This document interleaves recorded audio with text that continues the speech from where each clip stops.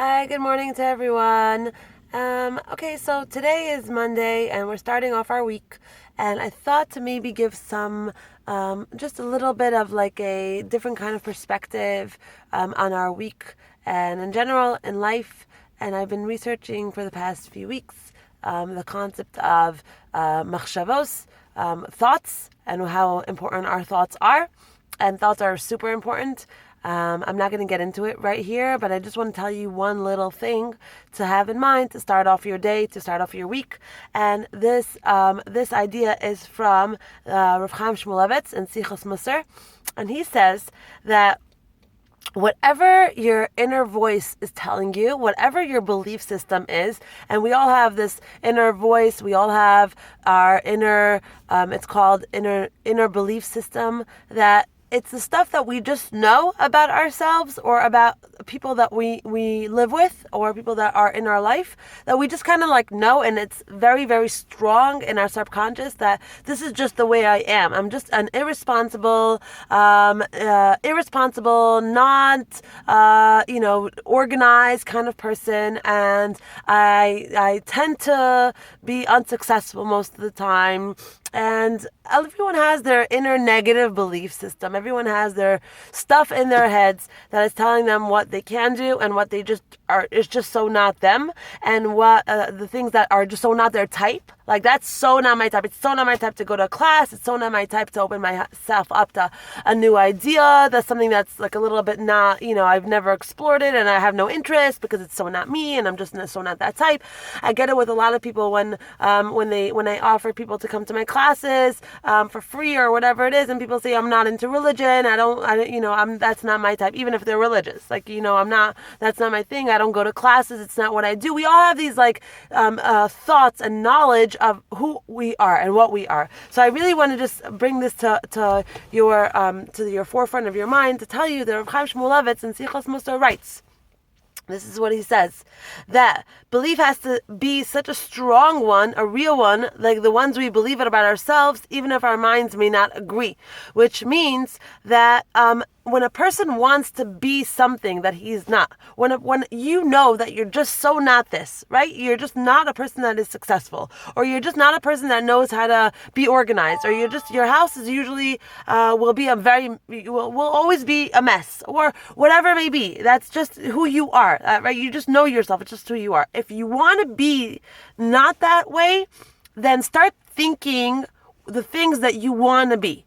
Don't entertain in your mind the things that you're not, or don't even assume that you're not those things anymore. In other words, the thought comes up like, oh, it's just like I'm not gonna do, or I'm not just that person. Don't even think that way. Anytime anything negative comes into your head about yourself or about anyone else, and you would like to change that, and you would actually like to be a person that is more organized or more successful or whatever it is, then think about the things that you want to be rather than the things that you know you're not. And basically, this is an exercise of the mind where over and over again, when we learn to train our thoughts differently, our thoughts pull down. This is a whole class that I give in my Emunah teleconference that I'm not going to give it right now, and I'm not going to break it down as to how it really works. But the concept is that we pull down from the olamos, we pull down into our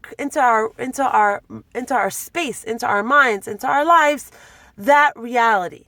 So if you don't want that reality in your life, stop thinking about it. And if you do want something that you don't have yet, start thinking about it. Start thinking about how great that thing is and how you imagine it in your life and how you can see yourself relating to it and how you just imagine it. Start imagining. Our power of imagination is very, very big, and it creates things in our life. Now, there are hundreds of sources on what I'm telling you right now. There's the Ramchal, there's the Pele Yoetz, there is the Rabbi Nachman, there is Mesilas Yesharim, Orchos Tzadikim. There's hundreds and hundreds of sources backing up what I'm telling you right now. Just if you'd like to get into it, then you can sign up for my next Emunah teleconference that I'm going to be posting up in a few weeks. But for now, take it as it is and try to start working on this, even if it's 2 minutes a day. Train your thoughts to be what you want them to be, as opposed to letting them take you to where they want to take you, to the negativity, unsuccess, to the stress, to the I'm never going to be, or my kids are never going to be, or my husband is never going to be that way, or whatever it is. Take them to the place where you want them to be, and take it to the place where you would like to entertain the things that you would like to see in your life. And one more thing, I would just like to bring this down to the concept of money for a minute.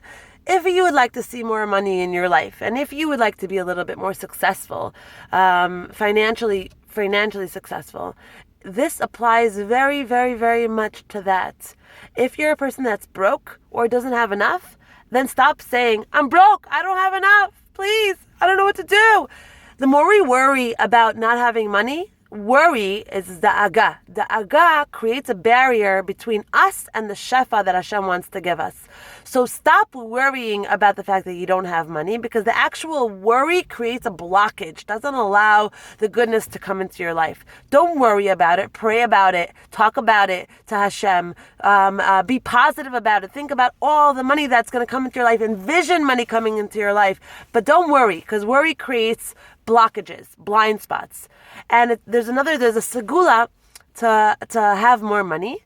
And the segula is to say 1 Tehillim a day, or more, obviously, every day. Give 1 coin to tzedakah every single day. And when you say Birkas Hamazon, look inside the bencher. That's a very big segula to have more parnasa in your life. So 3 things. Number 1, don't complain about the fact that you don't have money. Number 2, don't worry about the fact that you don't have enough money. We're complaining and worrying. Complaining is talking about it, you're creating your reality. Worrying about it, you're blocking it from coming in. And number 3, do something that is positive, like giving some tzedakah, like saying a couple of tehillim, and benching. And we know that we think for our food. So look inside and focus on the words that you're thanking Hashem for, because the more we think, the more we get.